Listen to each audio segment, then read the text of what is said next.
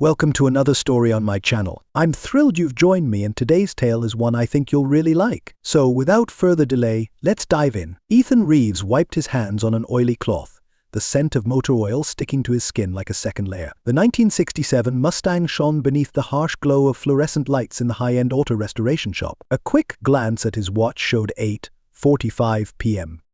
Olivia would surely be wondering where he was. Right on cue, his phone buzzed a message from his wife. "Working late. Don't wait for me." Ethan's jaw tightened. This was the third time in a week. He tapped back a terse okay and threw the phone onto his workbench with more force than necessary. The drive home was a blur of streetlights and swirling thoughts. When he pulled into the driveway, the house was dark and Olivia's car was missing.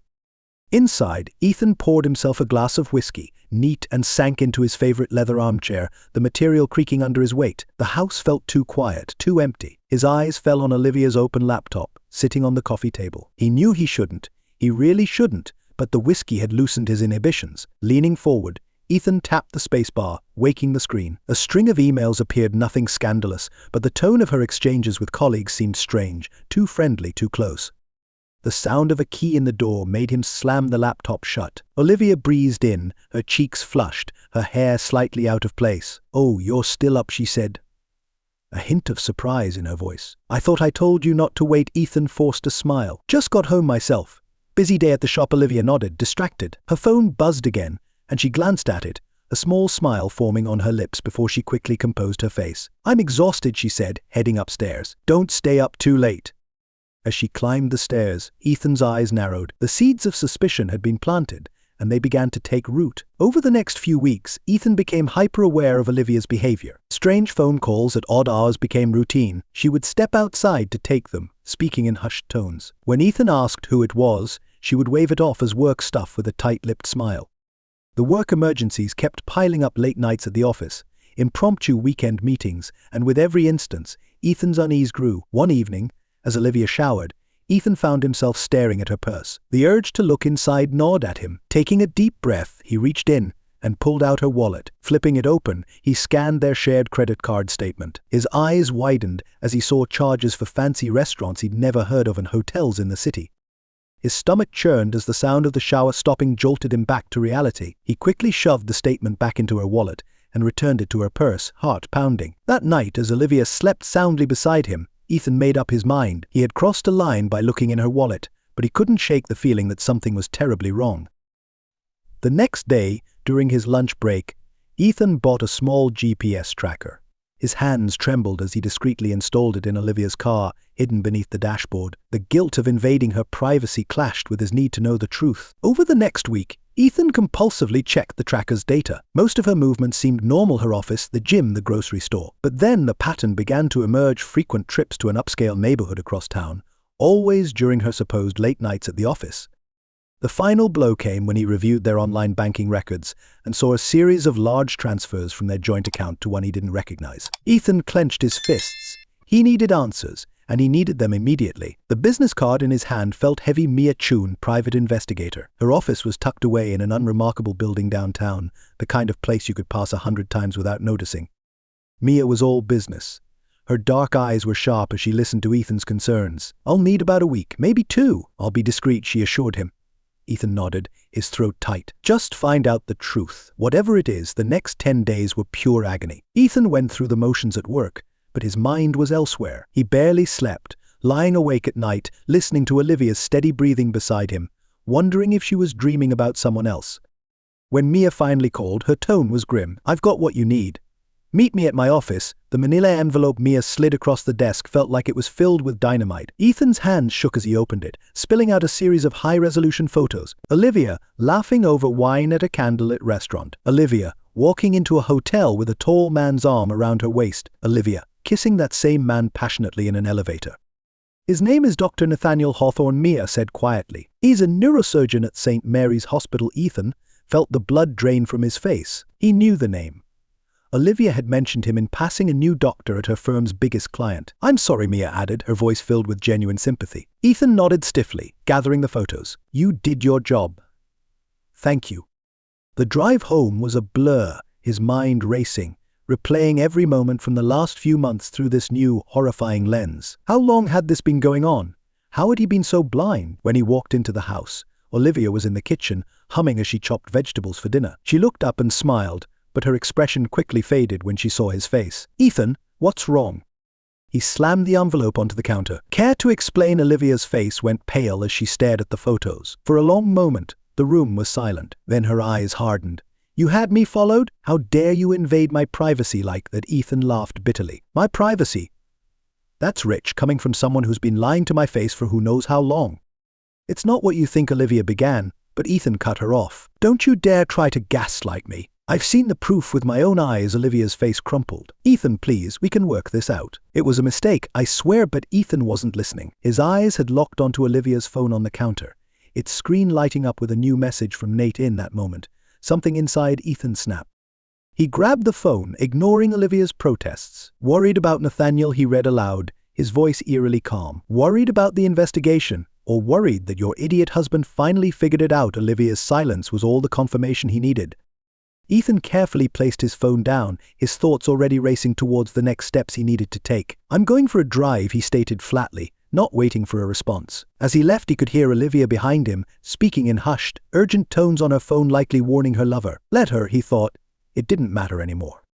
Ethan drove without a destination for hours, the betrayal eating away at him like a corrosive acid. By the time he finally made his way back in the early hours of the morning, his initial shock had hardened into something sharper and colder. A plan was starting to take shape in his mind. Olivia was fast asleep when he quietly entered the bedroom. In the soft moonlight, she looked peaceful, even beautiful. Ethan felt a faint flicker of the love he once had for her, but it was quickly drowned by a wave of bitter anger. No, he wouldn't confront her, not yet. For now, he would act the part of the naive, trusting husband. But inside, he'd be plotting, waiting for the right moment to make them both pay for their lies and deceit.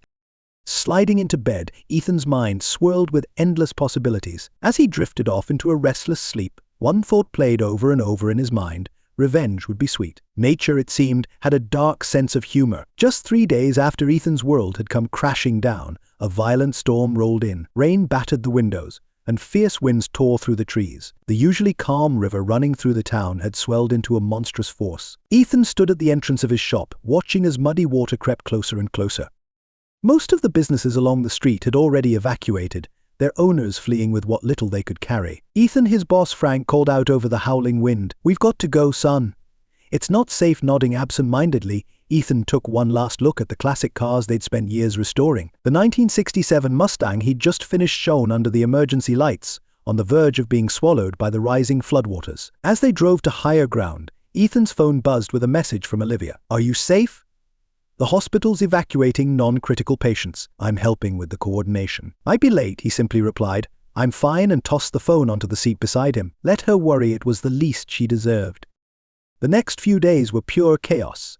The flood had wreaked havoc on the town, leaving devastation in its path. Ethan's shop was hit especially hard, the water and mud destroying years of work and hundreds of thousands of dollars in classic cars. When the floodwaters finally subsided, the full scope of the destruction became painfully clear. Frank stood in the center of the wrecked shop, his face ashen. I don't know if we can recover from this, Ethan," he said quietly. "The insurance might not cover it all. I might have to close up for good." A knot formed in Ethan's stomach. The shop had been his life for so many years, and now the thought of losing it on top of everything else was unbearable. That evening, Ethan sat at the kitchen table, surrounded by insurance paperwork and damage reports. Olivia moved about the kitchen, making coffee and fussing over him. "Maybe this is a sign," she said cautiously. Maybe we should think about moving, starting fresh somewhere else." Ethan's head snapped up, and for a brief moment he thought he saw a flash of guilt in her eyes. Was she suggesting this out of remorse, or was she looking for a convenient escape, a chance to be closer to her lover? Then, a new thought struck him. A move might actually play to his advantage, giving him the distance and time he needed to set his plan in motion. Forcing a smile, he said, "You know what? Maybe you're right. A fresh start could be good for us." Olivia visibly relaxed, relief washing over her as she reached across the table and squeezed his hand. "We'll get through this together, honey. I promise." Ethan squeezed back, but his mind was already racing ahead. Yes, they'd move. And while Olivia believed they were working on their marriage, he'd be preparing to make them both pay. In the weeks that followed, as they navigated the aftermath of the flood, Ethan quietly began setting his plan in motion. He started liquidating assets, stashing money away in accounts Olivia had no knowledge of. He researched new identities, offshore banking, and ways to disappear. All the while, he played the role of the devoted husband. He listened to Olivia's empty promises about fixing their marriage, nodded as she suggested couples therapy, and even forced himself to say "I love you" when necessary, though the words felt like ash on his tongue. One night, as Olivia slept, Ethan found himself drawn to her laptop again. This time, he didn't hesitate. He needed information ammunition for what was to come. What he uncovered made his blood boil. Email after email between Olivia and Nathaniel, filled with flowery declarations of love and explicit details of their encounters. But it was the financial information that caught his attention. Olivia had been siphoning money from their joint accounts into a private $1,000s of dollars meant for their future, now earmarked for a life with another man. Ethan's hands trembled as he copied down the account details. This was the final piece he needed. With this information, he could ruin them both financially, professionally, and personally. As he closed the laptop, a strange sense of calm settled over him. The path ahead was clear now. Olivia and Nathaniel thought they were so clever, so in control. They had no idea what was coming. Ethan slipped back into bed, his mind buzzing with plans. The perfect storm had given him the perfect opportunity. Now, all he had to do was wait for the right moment to strike.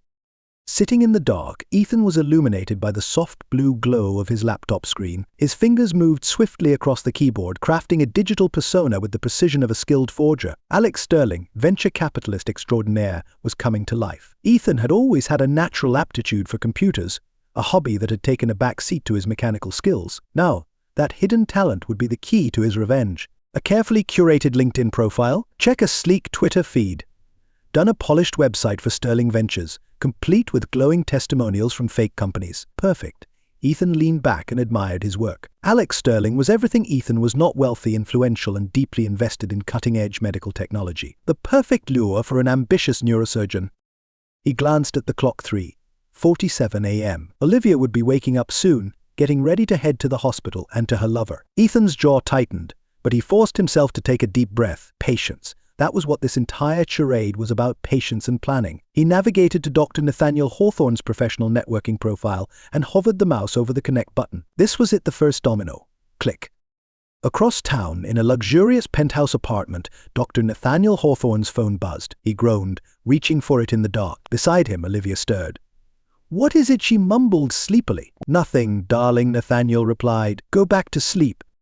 Nathaniel squinted at the screen, noticing a notification from his professional networking app. It was a connection request from someone named Alex Sterling. The name didn't ring a bell, but the profile was compelling: CEO of Sterling Ventures, focusing on investments in medical technology. Nathaniel's heart raced. This could be the opportunity he had been waiting for. His research was revolutionary, but funding had always been an obstacle. If someone like Sterling showed interest, everything could change. Without hesitation, he accepted the connection request, already planning the message he would send. This could be a game changer.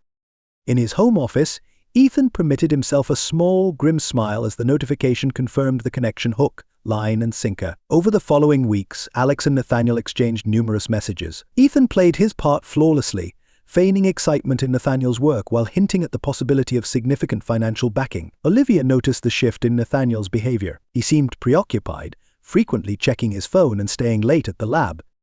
"Is everything okay?" she asked one evening over dinner at the upscale restaurant where Ethan had first spotted them together in the photos Mia had taken. Nathaniel's eyes lit up with enthusiasm. "Better than okay," he said. "I might have found an investor for my project. If this works out, Olivia, we're talking millions. This could change everything." Olivia's heart soared. This was her chance for a new beginning, a way to escape the guilt and deception. "That's incredible. Nate, tell me everything," she urged. As Nathaniel excitedly explained cutting-edge neural interfaces and innovative treatments, Ethan sat alone in his office, eavesdropping on their conversation through the bug he had hidden in Olivia's purse. His hands clenched into fists as he listened to them plan their future together. Soon, he thought, they'll see just how fast dreams can turn to ashes. The next day, Alex sent Nathaniel an enticing proposal, a way to expedite his research and push the limits of what was possible. All it required was bending a few rules and skirting some ethical boundaries. Nathaniel hesitated. The risks were substantial. If anyone discovered this, his career would be over. But the potential rewards were too immense to pass up. With trembling fingers, he typed his response: "I'm in." Ethan leaned back in his chair, a wicked grin spreading across his face. The trap was set. Now all he had to do was wait for his target to walk right into it. Dr. Melissa Chung, head of the Medical Ethics Board at St. Mary's Hospital, frowned as she stared at her computer screen. An anonymous email had just come in, and its contents were alarming allegations of unethical research, concerns over patient safety, and forged consent forms, all implicating one of their top surgeons, Dr. Nathaniel Hawthorne. She had always had her doubts about Hawthorne. Brilliant, yes, but there was an arrogance about him that made her uneasy. And now this. Letting out a heavy sigh, she picked up the phone. "Sarah, get me the hospital administrator. We need to launch an investigation immediately and contact Dr. Hawthorne's department. All of his research is to be suspended, effective now."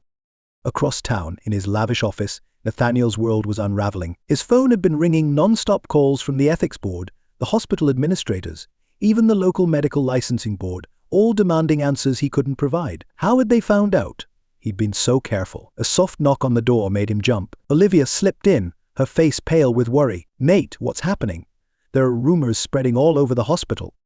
I don't know," Nathaniel muttered. "Someone's accusing me of." "God, Olivia, it's bad. Falsifying data, endangering patients. They're saying I violated every ethical standard." Olivia's hand flew to her mouth. "But that's not true, right? Tell me it's not true." The silence that followed was unbearable. "Nate," she whispered. He couldn't meet her gaze. I might have cut some corners, moved things faster than the rules allowed, but it was for the greater good. With Alex's funding, we were on the brink of a breakthrough. Olivia felt the ground shift beneath her. "Alex the investor. Nate, what have you done?" Before Nathaniel could respond, his phone buzzed again, a message from an unknown known. "Check your email." With shaking hands, Nathaniel opened his inbox. His blood ran cold. There, in his sent folder, was an email he didn't remember writing. It was addressed to the ethics board, the hospital administrators, and even local news outlets. It contained a full confession of his misdeeds, along with, oh God, photos of him and Olivia in compromising positions in his office and on-call rooms. "No," he whispered. "No, no, no." Olivia, peering over his shoulder, went pale as the reality hit her. How then the pieces fell into place with sickening clarity. Ethan, it had to be Ethan, but how? How did he orchestrate all of this? Across town, sitting in a plain internet cafe, Ethan savored the moment of triumph as he clicked send on the final email. The dominoes were falling faster and harder than he had expected. Nathaniel's willingness to compromise his ethics in pursuit of fame and funding had made Ethan's job almost too easy. A few well-placed keyloggers and carefully timed system updates pushed to Nathaniel's devices had given him access to everything: emails, texts, even webcam footage. The photos had been a stroke of luck. He hadn't anticipated they'd be so reckless, flaunting their affair so openly at work, but their arrogance had played perfectly into his hands. Now it was time to deliver the final blow. Olivia's phone buzzed with a notification from her banking app. With trembling fingers, she opened it, already knowing what she'd find: the secret account she had been funneling money into for months, planning her fresh start with Nathaniel. It was empty. Every last dollar was gone. A text message flashed across her screen from Ethan. "Thought you could hide it from me. Game over, Olivia. I want a divorce." Her knees buckled, and she collapsed onto the floor of Nathaniel's office, her world crumbling around her. Nathaniel was too consumed by his own panic to notice. His phone was ringing again, the hospital administrator, demanding he turn himself in for questioning. At that moment, as sirens wailed in the distance, Olivia realized the full scope of her mistakes. She had thrown away a good man and a decent life for this, a house of cards built on deceit and betrayal, now collapsing into ruins. The garage was quiet, except for the occasional clink of tools and the muffled curses that accompanied them. Ethan wiped sweat from his brow, stepping back to admire his work. The 1969 Chevrolet Camaro gleamed under the fluorescent lights, its midnight blue paint flawless. To the untrained eye, it appeared to be just another beautifully restored classic car. But Ethan knew better. Every part of this vehicle had been modified, the engine tuned for maximum performance with minimal noise, the gas tank enlarged and reinforced, and hidden compartments built into the doors, the trunk, and even beneath the seats. A top-tier GPS scrambler and advanced communication system were discreetly installed as well. Everything was meticulously hidden. This wasn't merely a car, it was an escape plan on wheels. Ethan ran his hand across the smooth fender, a bittersweet smile tugging at his lips. In another lifetime, he might have restored this beauty purely for the love of the craft, but now it was just another tool in his arsenal, a means to an end. He checked his watch. 2:17 a.m. In just a few hours, the world would wake to discover that Ethan Reeves had disappeared without a trace. The new driver's license in his hand felt foreign. It boldly proclaimed the name Gabriel Foster, a man supposedly born in Oregon and recently relocated to Colorado, a successful classic car restorer eager for a fresh start. Ethan, or Gabriel, now took one final look around the garage. 5 years of his life were now packed into boxes and duffel bags. Everything else had been sold, donated, or simply left behind. No loose ends. He had briefly considered leaving a note for Olivia, for his former colleagues, or for anyone curious about what had happened to Ethan Reeves, but in the end he chose not to. Let them wonder, let them experience even a fraction of the uncertainty and betrayal he had endured. The Camaro's engine purred softly as it roared to life, its sound so smooth it was barely noticeable. Gabriel smoothly guided it out of the garage and onto the quiet, pre-dawn streets. As he passed the house he and Olivia had once shared, he allowed himself a brief moment of reflection. 5 years of marriage, a lifetime of memories, now all reduced to ashes by her deceit. He imagined Olivia and Nathaniel, likely huddled together in some lawyer's office, trying to salvage whatever they could of their ruined careers and reputations. Let them have each other. He thought bitterly they deserved nothing better. As he passed the for sale sign on their front lawn, it flickered in his headlights. Another part of his plan. He had hired a realtor under a false identity, leaving instructions for the sale proceeds to be donated to a local children's hospital. It would keep the authorities guessing, wondering if he had fled abroad. As he neared the edge of town, Gabriel felt a weight lift from his shoulders. Ethan Reeves was gone. His past life, the pain, and the betrayal, he had left it all behind in the pre-dawn darkness. The open road stretched before him, promising freedom and a fresh start. Gabriel Foster pressed the accelerator, the Camaro responding with a satisfying growl. He didn't look back. In the days and weeks that followed, Ethan Reeves' disappearance became the talk of the town. Theories spread like wildfire. Had he embezzled money and escaped to South America? Was he a victim of foul play? Had he entered witness protection? Olivia found herself at the center of a whirlwind of gossip and speculation. Details of her affair with Dr. Hawthorne had leaked, further fueling the fire. Every sympathetic glance, every hushed conversation that stopped as she entered a room, was a new form of torment. She tried to access the funds she had hidden away, hoping to hire a private investigator to find Ethan, but the account was empty, cleaned out with no trace left behind. She was left with nothing but unanswered questions and deep regrets. Nathaniel was of no help. His career was in shambles, and he was now facing potential criminal charges. Consumed by self-pity, he withdrew into himself. The passion that had once drawn Olivia to him had curdled into bitterness. Sitting alone in their nearly empty house, surrounded by boxes and for sale signs, Olivia felt the crushing weight of her decisions. She had thrown away a good man and a stable life for what? A fantasy that had crumbled like a house of cards. For the first time, she considered the possibility that Ethan's disappearance wasn't just him running away. The precision of it all, the way he had dismantled their lives so thoroughly, this wasn't just an escape. It was revenge calculated and cold. Olivia shivered as she wrapped her arms around herself. Wherever Ethan was, whatever he had become, she had the sinking feeling that this wasn't the end.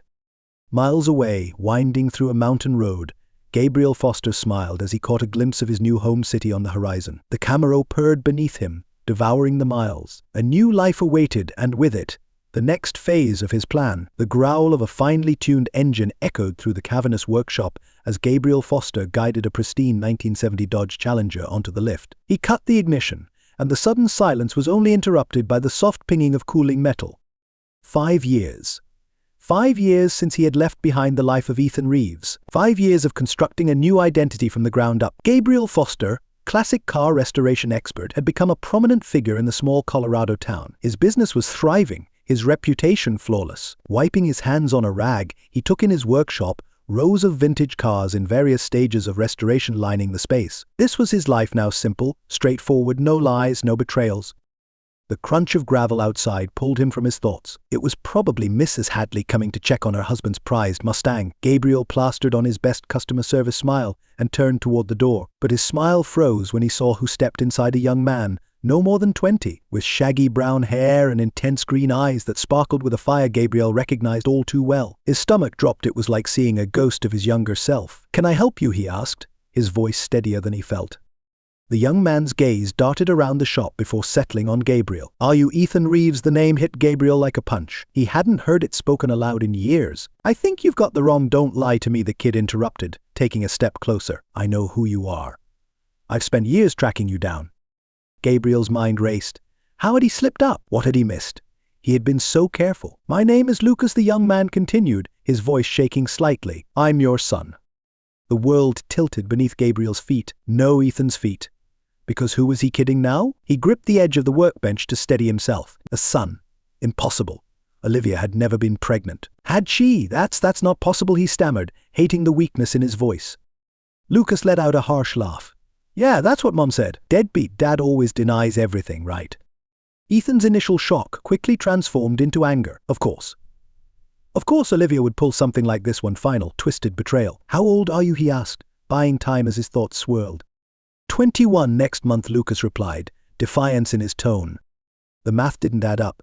If Lucas was telling the truth, he would have been born long before Ethan and Olivia even met. That could only mean one thing. A cold certainty settled over Ethan. He knew exactly what game was being played here. "What do you want, Lucas?" he asked, his voice now flat. The young man's bravado faltered for a moment. "Mom's sick, cancer. The treatments are expensive, and I'm trying to pay for college. We need help. You owe us that much at least."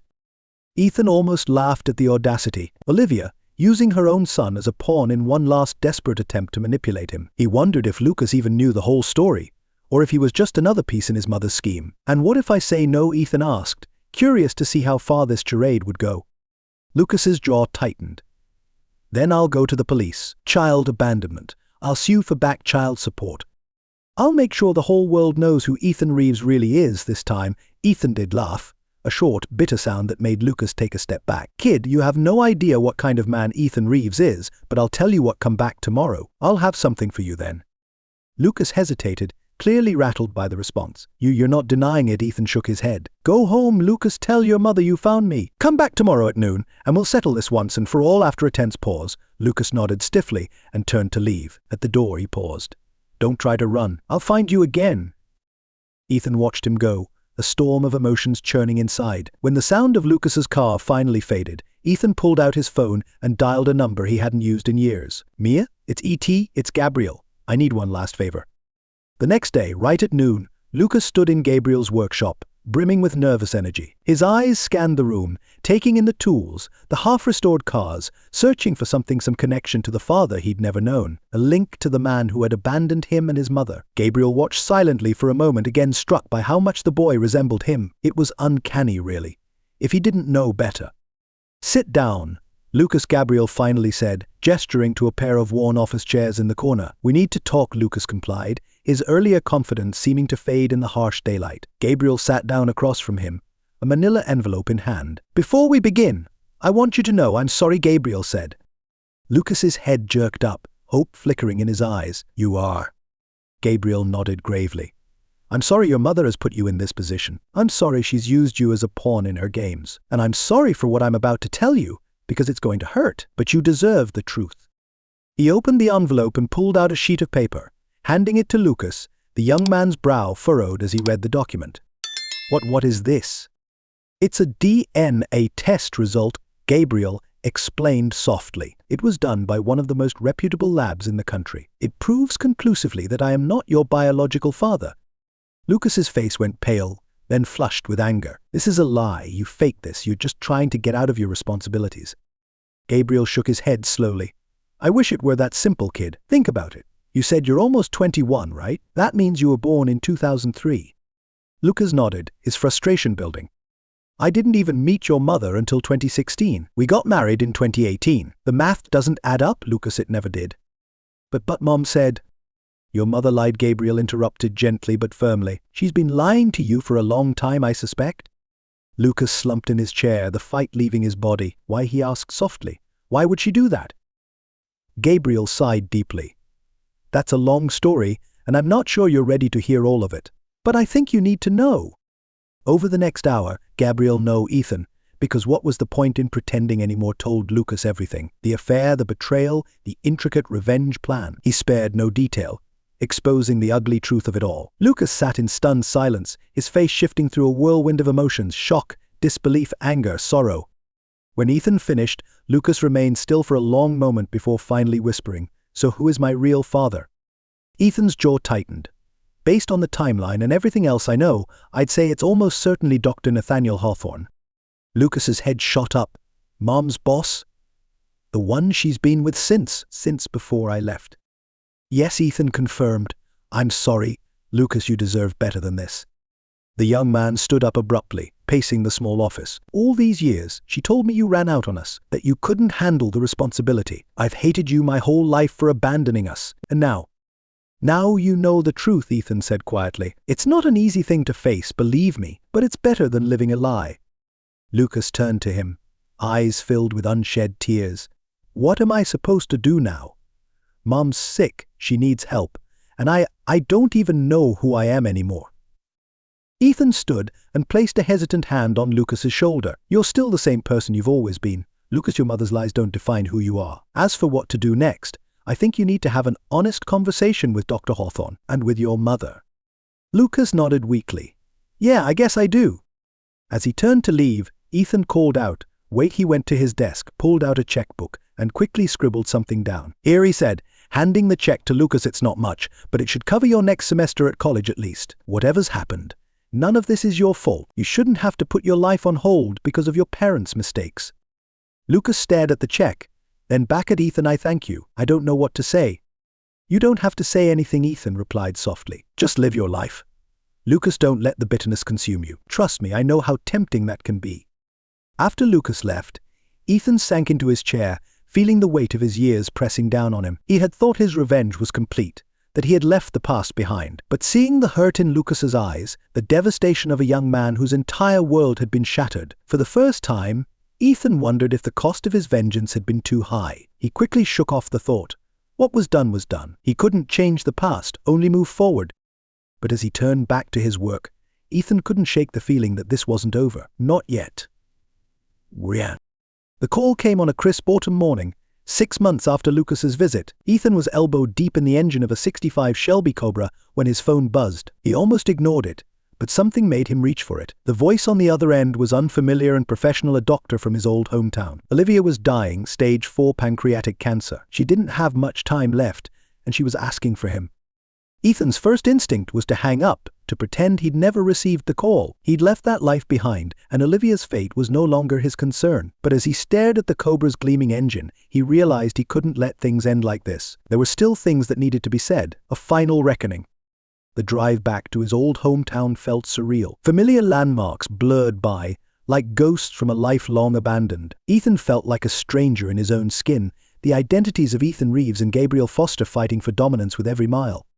St. Mary's Hospital loomed before him, a place he had only visited in his nightmares over the past 5 years. As he walked through the sterile hallways, the sharp scent of disinfectant and despair assaulted his senses. Ethan steeled himself for what lay ahead, room 437. He stopped outside the door, his hand resting on the handle. It wasn't too late to change his mind, to drive away and never return. But after coming this far, he knew he had to see it through. Olivia lay in the hospital bed, a fragile shadow of the woman he once loved. Tubes and wires connected her to machines, monitors beeping in a soft, steady rhythm. Her eyes were closed, but they fluttered open as he approached. Ethan, she whispered, her voice dry and raspy. You came. He stood at the foot of her bed, hands gripping the railing. I came, he replied. The silence between them was thick with years of unsaid words and suppressed emotions, threatening to overwhelm them both. Finally, Olivia spoke again. I'm sorry for everything. I know it doesn't fix anything, but I needed you to hear it. Ethan's jaw tightened. You're right, it changes nothing. Tears welled in Olivia's eyes. I've lost everything. Ethan Nathaniel left when the money was gone. Lucas won't talk to me since he found out the truth. And whose fault is that? Ethan's voice was icy. You lied to everyone, Olivia. You betrayed me. You used your own son like a pawn. Did you really think there wouldn't be consequences? She turned her head away, shame evident in every line of her face. I didn't think. I was selfish and scared, and now I'm paying for it. We all are. Ethan felt the walls he had built around himself beginning to crumble. He had envisioned this moment so many times, picturing himself standing over Olivia's broken form and feeling nothing but satisfaction. But now, faced with the reality of it, he asked, Do you even understand what you did to me? His voice was low and filled with intensity. Do you know what it's like to have your entire world destroyed, to realize everything you believed in was a lie? Olivia met his eyes, her gaze clear despite the painkillers dulling her senses. I think I do now. Ethan let out a bitter laugh. Poetic justice, I guess. You reap what you sow, Olivia. Is that why you're here? She asked, her voice weak. To see me suffer. To make sure I die alone and in pain. For a moment, Ethan was tempted to say yes, to twist the knife one last time. But as he looked at her worn, frail, lying in that hospital bed, he felt his anger dissolve, replaced by a deep, bone-weary exhaustion. No, he said softly. I'm here because, despite everything, we shared a life once. And I needed to know it meant something, that it wasn't all a lie. Olivia extended a trembling hand. After a brief hesitation, Ethan took it. It wasn't all a lie, she whispered. I did love you, Ethan, maybe not enough, maybe not the right way. but I did, and I'm so sorry for what I did to you, to us." Ethan nodded, unable to trust his voice enough to speak. They sat together in silence for a while, the steady beeping of the heart monitor the only sound in the room. Eventually, Ethan stood. "I should go," he said. A flash of panic crossed Olivia's face. Will you come back?" Ethan hesitated, then said honestly, "I don't know. I don't think so. This is goodbye, Olivia." She nodded, tears streaming down her hollowed cheeks. "I understand. Thank you, Ethan, for coming, for everything." He paused at the door, looking back at the woman who had once been the center of his world. "Goodbye, Olivia. I hope you find peace." As Ethan walked out of the hospital, he felt as though a great burden had been lifted from his shoulders. The thirst for vengeance that had driven him for so long was finally quenched, leaving behind an emptiness he hadn't expected. He climbed into his modified Camaro, the engine purring to life as he pulled out of the parking lot. Glancing at his reflection in the rearview mirror, Ethan saw a man who was neither Ethan Reeves nor Gabriel Foster. He was someone new, someone forged by betrayal and shaped by the cold reality of revenge. The open road stretched out before him, full of new possibilities. Ethan, whoever he was, now put the car into gear and drove toward the setting sun, leaving the ghosts of his past behind for good. As the town disappeared in his rearview mirror, he realized that the end of his revenge wasn't the conclusion of his story. It was just the beginning of a new chapter. For the first time in years, he found himself looking forward to what came next.